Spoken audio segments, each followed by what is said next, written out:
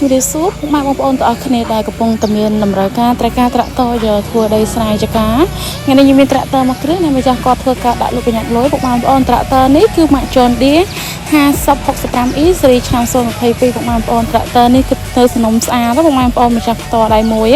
អត់មានជួតកងជួអីទេ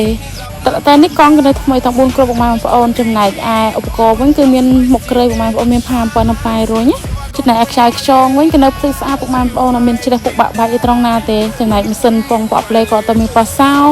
ត្រង់ណាដែរពុកម៉ែបងប្អូនអូតូក៏ស្ទុះខ្លាំងមែនតើពុកម៉ែបងប្អូននិយាយទៅត្រាក់ទ័រនេះស្អាតពុកម៉ែបងប្អូនសាច់ដៃស្អីគឺនៅស្អាតណាហើយដោយសារម្ចាស់គាត់កុនលុយចឹងឲ្យខ្ញុំធ្វើការផ្សព្វផ្សាយលក់ចឹងណាពុកម៉ែបងប្អូនសម្រាប់តម្លៃវិញគឺរំទីផ្សារពុកម៉ែបងប្អូនឲ្យមកមើលផ្ទាល់ចរចាផ្ទាល់ជាមួយម្ចាស់គាត់បន្ថែមទៀតបាន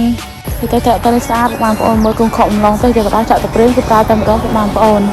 សម្រាប់តម្លៃវិញគឺក្រុមទីផ្សារពុកម៉ែបងប្អូនអាចមកមើលចរចាផ្ទាល់ជាមួយម្ចាស់គាត់ហើយសម្រាប់ពុកម៉ែបងប្អូនដែលចង់មកមើលតាក់ទងតាមរយៈលេខទូរស័ព្ទ3ប្រព័ន្ធខាងលើបានឬពុកម៉ែបងប្អូនមានចង្អុលបន្ថែមអាចឆាតសួរតាមរយៈ Telegram ឬក៏តាមឆាតបន្ថែមទៀតបានអញ្ចឹងពុកម៉ែបងប្អូននេះគឺជាសកម្មភាពវីដេអូម្ចាស់គាត់ជួស្រែពុកម៉ែបងប្អូនខ្ញុំមកថតដល់ស្រែតែម្ដងណា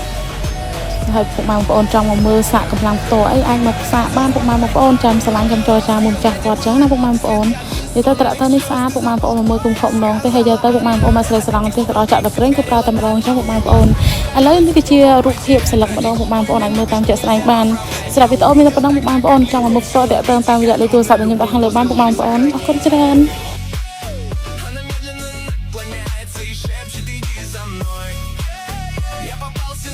Позабыв, кто мне стал судьбой. Ведь когда-то давно они были друзья. Но моя все увидела, схватила и крича.